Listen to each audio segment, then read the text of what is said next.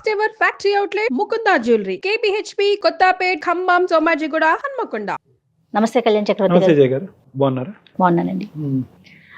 కళ్యాణ్ గారు, ముందుగా ఒక విషయం చెప్పి తర్వాత మనం ఎపిసోడ్లోకి ఎంటర్ అవుదామండి. చాలా మంది కామెంట్స్ చేస్తున్నారండి, వారానికి ఒక 2-3 ఎపిసోడ్లు పెట్టండి నెంబర్ ఆఫ్ కామెంట్స్ వస్తున్నాయి. అయితే ఈ సందర్భంగా ఆడియన్స్కి కూడా మనం ఒక విషయం చెప్పాలి. ఎందుకంటే ఒక క్లయింట్ని తీసుకొని వాళ్ళ సమస్యని మనం కులంకుషంగా వెనకాల టీం అంతా దాని గురించి ఆలోచించి ఎంక్వైరీ చేసి, సో ఖచ్చితంగా టైం పడుతుందండి. బస్ మీకు కూడా పర్సనల్గా చాలా మంది చెప్తున్నారేమో అనుకున్నాను నేను. ఇప్పుడు అదే మీరు చెప్పినట్టుగా ఏంటంటే, ఇప్పుడు ఇది డిఫరెంట్ ఎపిసోడ్స్ కింద చూడకండి. At the end of the day ఏంటంటే, ఒక ఎపిసోడ్ లో ఉండే ఒక మెసేజ్ ఎంతమందికి రీచ్ అవుతుంది అనే దాన్ని బట్టి ఇది ఇంపార్టెంట్. ఈ రోజు ఈ వారంలో ఒక ఎపిసోడ్ ఒక 1500 కుటుంబాలకి ఈ ఎపిసోడ్ కనెక్ట్ అవ్వచ్చు. నెక్స్ట్ వీక్ ఎపిసోడ్ ఒక 3000 కుటుంబాలకు కనెక్ట్ అవ్వచ్చు. ఆ విధంగా చూసుకుంటే కనుక, ఎందుకంటే మన ఐడియా కూడా అదే. అవునండి, అవును. వాళ్ళ ఇంట్లో జరిగేటటువంటి సంఘటనకి దగ్గరగా ఆ విధంగా ముందుకు తీసుకెళ్ళటం అనేది ఇంపార్టెంట్. కాబట్టి మనకి టైం పడుతుంది. కాబట్టి ప్రస్తుతానికి ఇంకా మనకి 1 year ప్లస్ అయ్యింది. కాబట్టి రానున్న రోజుల్లో వాళ్ళు కోరికను కూడా మనం ఇది చేస్తాం అనేది రైట్. అందుకనే ఒకవేళ మీతో అంటే డాక్టర్ గారితో మాట్లాడాలి అనుకునే వారికి పర్సనల్ నెంబర్ ఇస్తున్నాము. డైరెక్ట్గా మీకు ఫోన్ చేసి మీ అపాయింట్మెంట్ తీసుకొని, అంటే కొన్ని సమస్యలు ఇక్కడ పరిష్కారం కాకపోతే అలా అయినా మాట్లాడతారు కదా అనేసి. సో ఈ అవకాశాన్ని కూడా ఆడియన్స్ అంతా వినియోగించుకోండి. రైట్, ఈ రోజు ఎపిసోడ్లోకి వద్దామండి. ఈ రోజు టాపిక్లోకి రాధిక ఎంఐ, వాళ్ళది పుట్టిల్లు తెనాలి, ఉండేది హైదరాబాద్ అండి. పెళ్ళైపోయిన అమ్మాయి కళ్యాణ్ గారు. తను ఒక ఇష్యూ మీద ఉక్కిరి బిక్కిరి అయిపోతుంది. ఈ సమస్య నుంచి నన్ను గట్టెక్కించండి అని అడిగేసరికి, సో ఈ రోజు నేను ఆ టాపిక్ తీసుకున్నానండి. మరి రాధిక కాల్ చేస్తాను.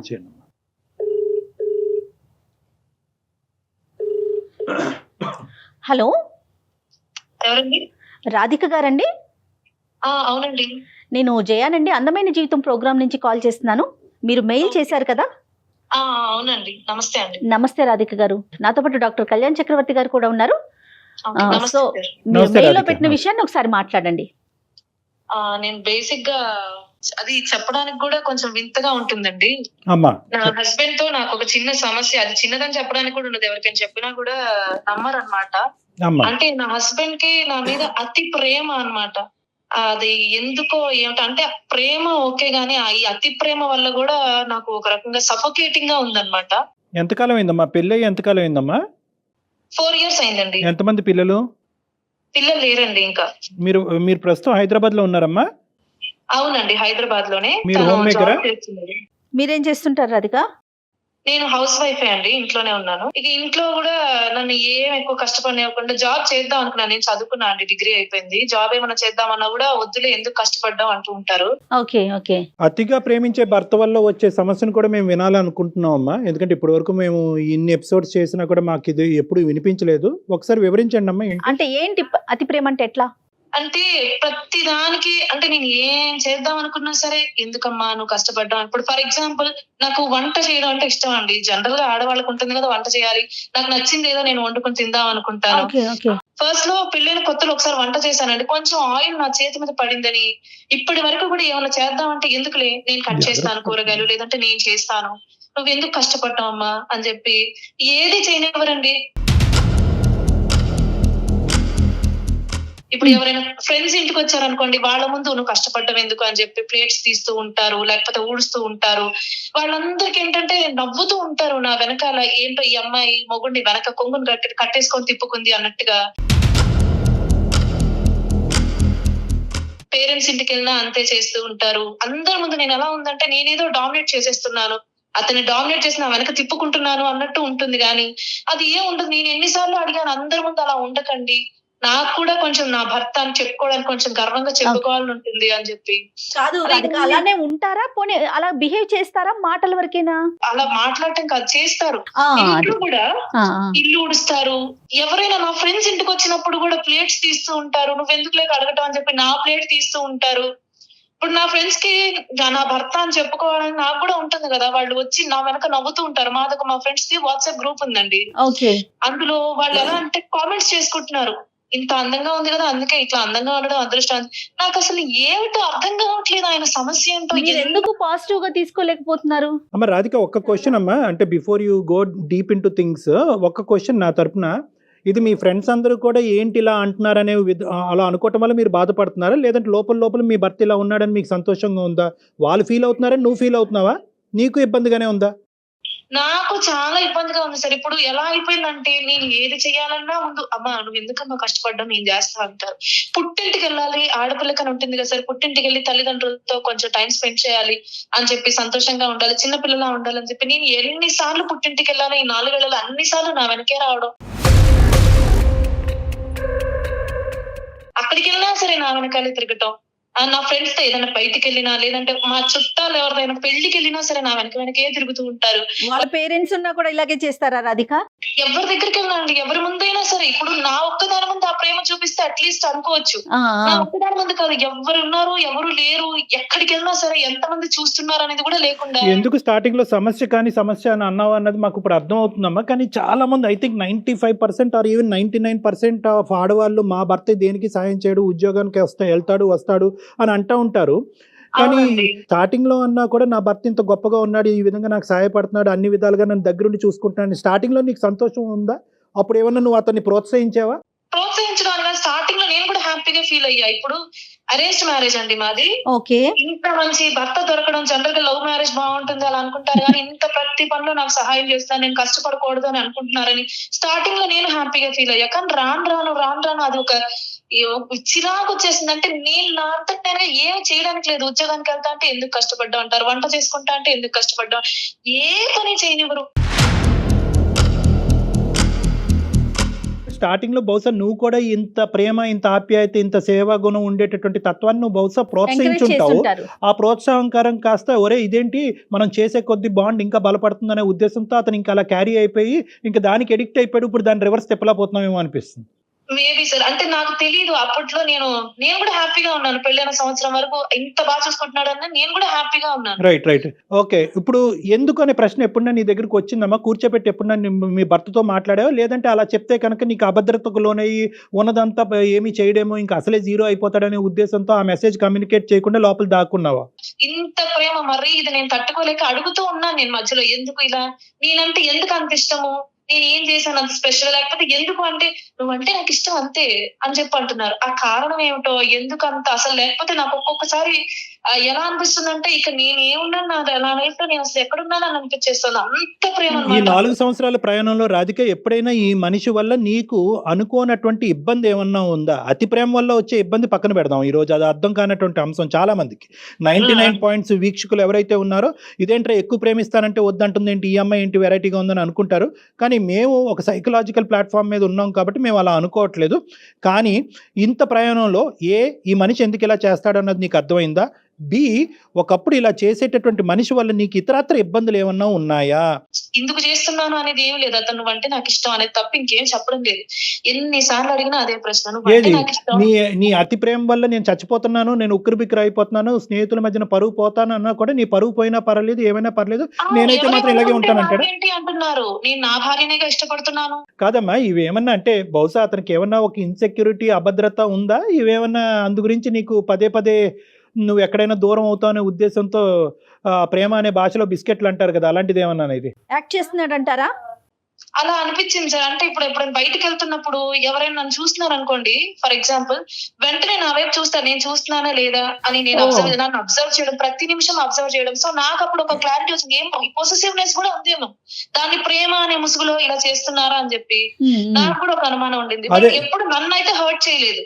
అది కదమ్మా, ఇందాక నేను అడిగిన పాయింట్కి ఈ పాయింట్కి ఒక కనెక్షన్ ఉంది. ఇక్కడ జాగ్రత్తగా ఆలోచించాలి మనం. ఒకటి, ఇది ఓన్లీ పొసెసివ్నెస్సా, లేదంటే మాటల పరమైనటువంటి ఇబ్బంది కూడా ఉందా? వాళ్ళ వైపు ఎందుకు చూసావు, వీళ్ళతో ఎందుకు మాట్లాడుతున్నావు అనేటటువంటి, ఎందుకు చూస్తున్నారు, ఓన్లీ నీ వైపు దృష్టి కేంద్రీకరించటమేనా? లేదంటే మీ అమ్మ నాన్నల ఇంటి దగ్గర ఎందుకు ఎక్కువసేపు ఉంటావు, ఆ మగాళ్ళ వైపు ఎందుకు చూసావు, ఇలాంటివి ఏమన్నా ఉక్కిరి బిక్కిరి చేసేటువంటి? అలా అడిగినా బాగుండేదేమో. నాకు అసలు అది కూడా అడగట్లేదు. నన్ను అసలు ఎట్టి పరిస్థితుల్లో బాధ పెట్టరు, ఏది చెయ్యరు, లేదు. కాదు కళ్యాణ్ గారు, ఇప్పుడు ఒక ఇద్దరు కలిసి ప్రయాణం చేసేటప్పుడు చిన్న చితక ఇష్యూస్ ఏదో ఒకటి, సంసారం అన్నాక వెరీ కామన్ కదా, అలాంటి ఇష్యూస్ కూడా లేకుండా ఉంటుందా, జరుగుతుంది అది? ఇంకెంతసేపు పువ్వుల్లో పెట్టుకొని చూసుకోవడం సాధ్యమవుతుందా ప్రతి క్షణం?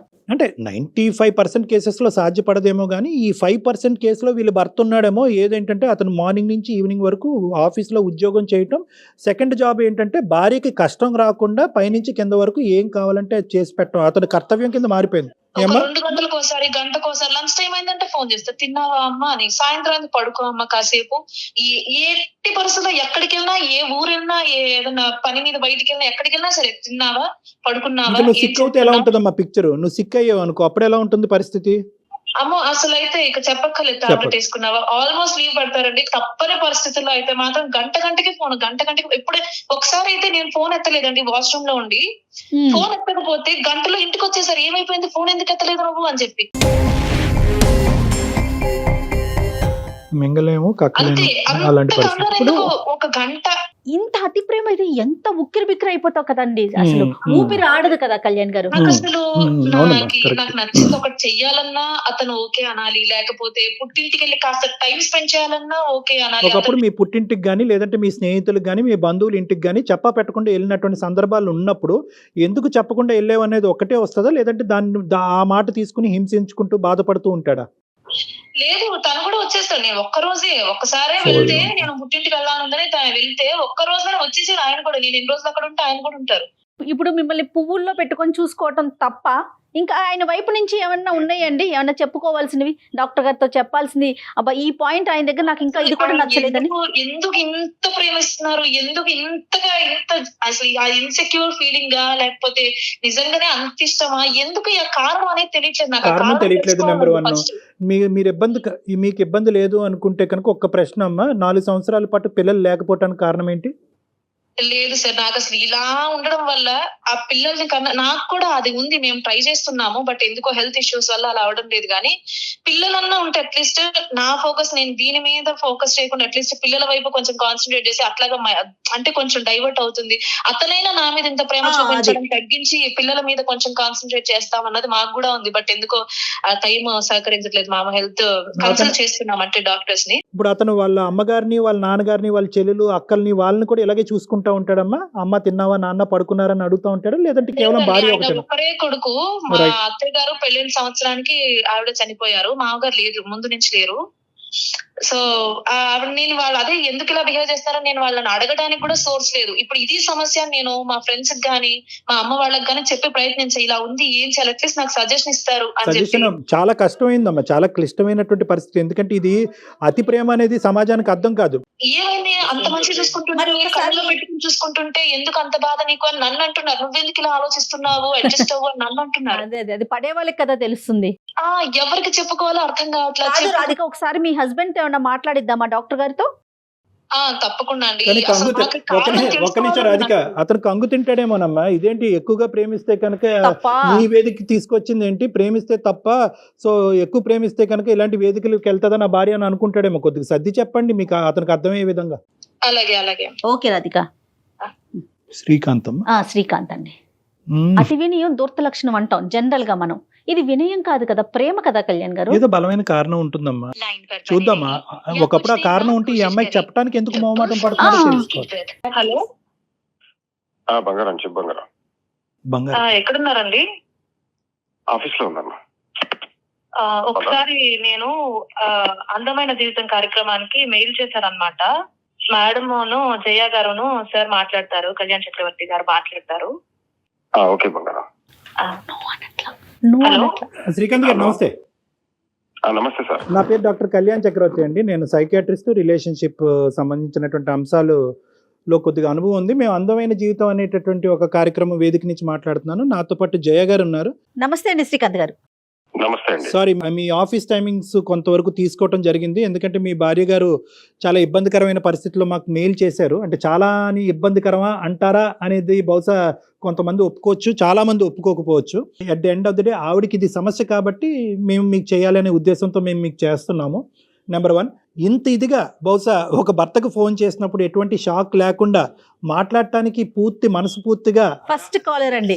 ఎందుకంటే చాలా మంది వాళ్ళకి ఎందుకు ఫోన్ చేసావు, ఇంటి గుట్టు బయటకు ఎందుకు, అసలు అనవసరం, మన ఇద్దరు 4 గోళ్ల మధ్యన మాట్లాడుకోవచ్చు కదని ఇలా చాలా మంది ఖండిస్తూ ఉంటారు. Those are the 2 points. Srikanth గారు బేసిక్గా రాధిక గారు మాకు ఏమని చెప్పారంటే, క్లుప్తంగా నేను చెప్తాను. ఆవిడ మీరు ప్రేమించే విధానం కానీ, మీరు ఇంట్లో చేసేటటువంటి ఆఫీస్ పని కాకుండా ఇంట్లో విపరీతంగా తను చేసుకోగలిగేటటువంటి పనులు కూడా అవసరం లేకుండా చేయటం కానీ, తన ఫ్రెండ్స్ ముందు కానీ, తన కుటుంబ సభ్యుల ముందు కానీ, మీ కుటుంబ సభ్యుల ముందు కానీ తనకి ఎటువంటి కాయ కష్టం లేకుండా చీపురు దగ్గర నుంచి గిన్నెల వరకు మొత్తం అన్నీ మీరే చేయటం అన్నది ఆవిడకి అర్థం కావట్లేదు. అది వద్దురా మర్రో అని అన్నా కూడా మీరు ఆగట్లేదంట. మీరేమంటారు? మీ ఇంటి పరిస్థితి గురించి ఒక్కసారి వివరించండి. సార్ నమస్తే సార్. నమస్తే సార్. ఇప్పుడు అంటే మీరు ఫస్ట్ అన్న పాయింట్ కి మీరు యాక్సెప్ట్ చేశారు మాట్లాడడానికి అంటే, యా సార్ నేను ఆఫీస్ లోనే ఉన్నాను సార్, బట్ యాక్సెప్ట్ చేయడం కారణం ఏంటంటే నాకు తనంటే ప్రాణం సార్. సో తను ఏం చెప్పినా నేను కాదను.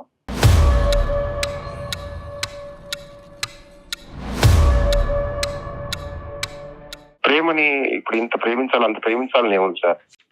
కొలత లేదు దానికి. ఓకే, మెజర్మెంట్ లేదు. మెజర్మెంట్ ఏం లేదు కదా సార్. ఇది జనరల్ ఎవరైనా భార్యాభర్తలైనా భర్త చాలా ప్రేమించాలి, ప్రేమగా చూసుకునే భర్త కావాలి అని అనుకుంటారు. అది సహజమండి. ప్రేమ ఒక లిమిట్ వరకు ఉంటే బాగుంటుంది. ఎన్నిసార్లు చెప్పినా నువ్వు వినవు. చిన్న చిన్న విషయాలకు కూడా ఎట్లా ఉంటుందో తెలుసా, నాకు ఎంత ఫ్రస్ట్రేట్ అవుతున్నానో తెలుసా. బంగారం అది కాదు, నాకు తెలుసు. బంగారం బంగారం అమ్మ బంగారం అని ఎన్నిసార్లు చెప్పా నీకు. సరే చెప్పండి సార్ తో మాట్లాడవచ్చు సార్. చెప్పండి శ్రీకాంత్ గారు, పర్లేదులేండి. సరే, ఆవిడ ఫ్రస్ట్రేషన్ లో మాట్లాడుతుంది, మీకు ఆ పిలుపు అలవాటేమో. సరే చెప్పండి. సార్ మీరు అంటే నాకు అలవాటు అయిపోయింది సార్ అది. మీరు మొగాడయ్యండి, మీరు కూడా తనకు చెప్పాల్సింది పోయి తనకి కౌన్సిలింగ్ ఇవ్వాల్సింది పోయి నన్ను అప్రిషియేట్ చేయాలి కదా సార్. యాక్చువల్ గా శ్రీకాంత్ గారు, తనకి కౌన్సిలింగ్ కొంతవరకు జరిగింది, ఇంకా అవసరం పడితే ఇంకా చేద్దాము. మేము ఎటువంటి కంక్లూజన్ కి రాలేదు. మీకు కౌన్సిలింగ్ చేయాలనేటటువంటి ఉద్దేశంతో అస్సలు ఫోన్ కలపలేదు. కేవలం ఆవిడ కారణం ఏంటి అని అడుగుతుంది. ఏంటంటే, ఇంత విపరీతంగా నాకు వద్దురా మర్రో అనేటటువంటి భర్త, నాకు ఇంత వద్దు, నాకు కొంత సరిపోతుంది అనేటటువంటి భర్త ఇంత విపరీతంగా చేయటం వెనక కారణం అడిగింది. అది ఎన్నిసార్లు అడిగినా నువ్వంటే నాకు ఇష్టం అంతే. ఎందుకు అనిపిస్తాను ఇష్టం, అసలు భరించలేనంత అనిపిస్తాం. ఎందుకు నేనంటే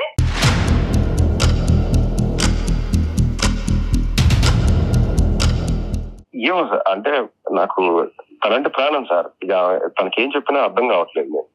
నేను కానీ తనంటే ప్రాణము, తనంటే ఇష్టము, తన లేనటువంటి జీవితాన్ని శ్రీకాంత్ గారు ఊహించుకోలేరు. తనే తన జీవిత భాగస్వామి, తనకి మించినటువంటి వ్యక్తి లేరు. ఈ పదాలన్నీ మాకు అర్థం అవుతున్నాయి.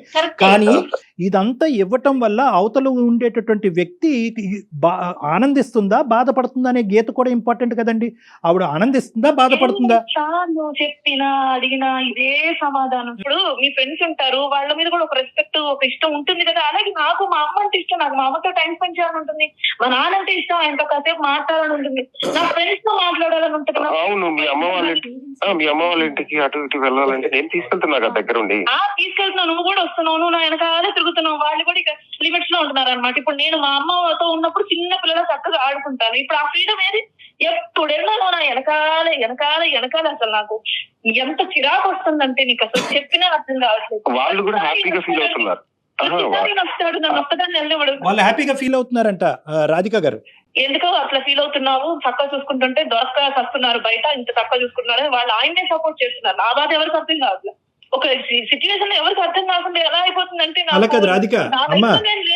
ఒపీనియన్ లేదు, ఎవరికి ఏం చెప్పుకోవడానికి లేదు. సరే, అమ్మ నాన్న ఆ జనరేషన్ వాళ్ళు ఆ విధంగా అనుకోవటం అన్నది సబబే.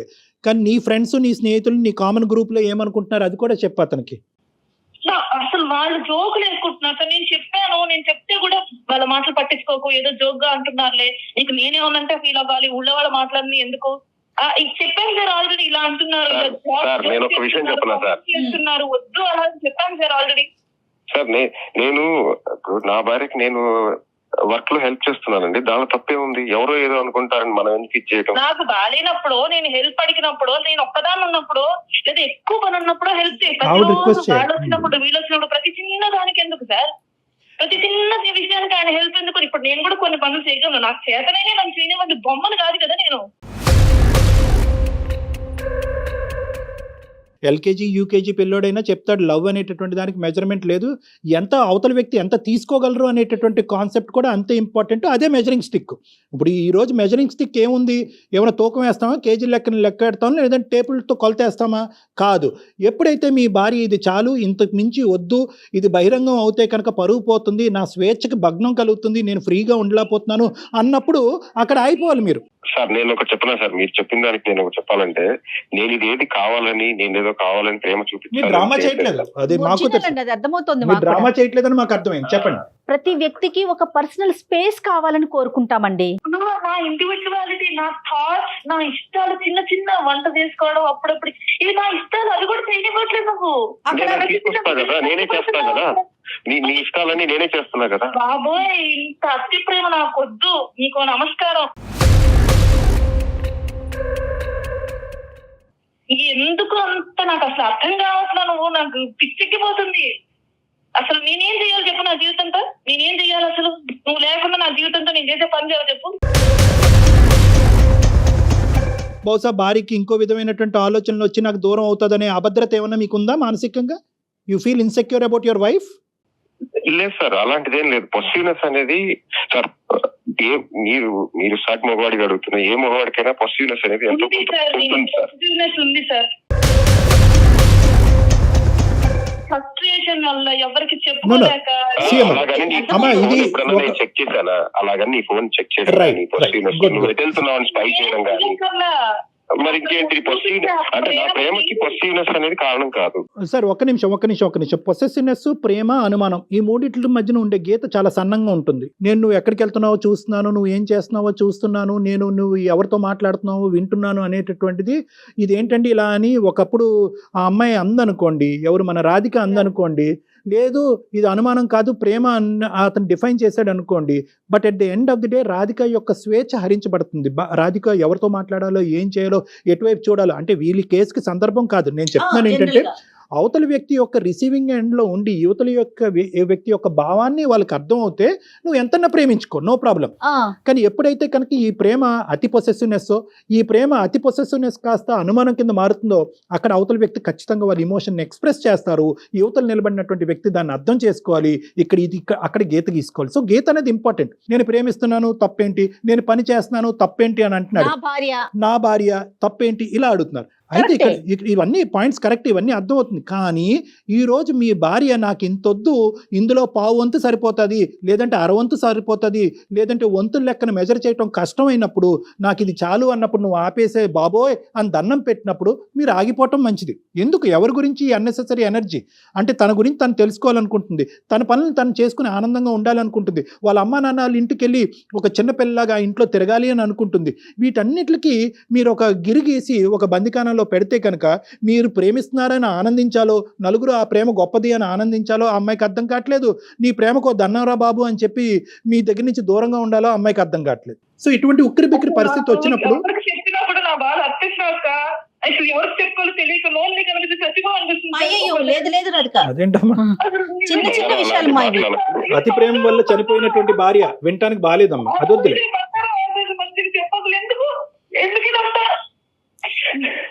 అలా కాదమ్మా.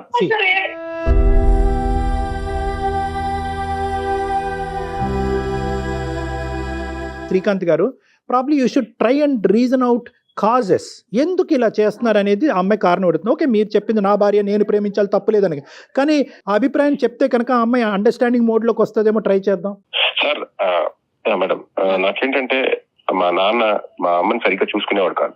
కొట్టడం, తిట్టడం, చేయటం, లేకపోతే సరిగ్గా అంటే అసలు ఒక్కసారి కూడా తిన్నావా అని కూడా ఎప్పుడు అడగడం నేను చూడలేదు సార్. సో అలాంటి బాధలు చూసి నాకు అంటే మెయిన్ గా ఒక స్ట్రాంగ్ గా మేబీ చిన్నప్పుడే ఒక డిసైడ్ అయిన ఒక మెయిన్ ఫ్యాక్టర్ ఏంటంటే, నాకు వచ్చే భార్యని నేను చాలా ప్రేమగా చూసుకోవాలనేది నా ఇదిగా పెట్టుకున్నాను.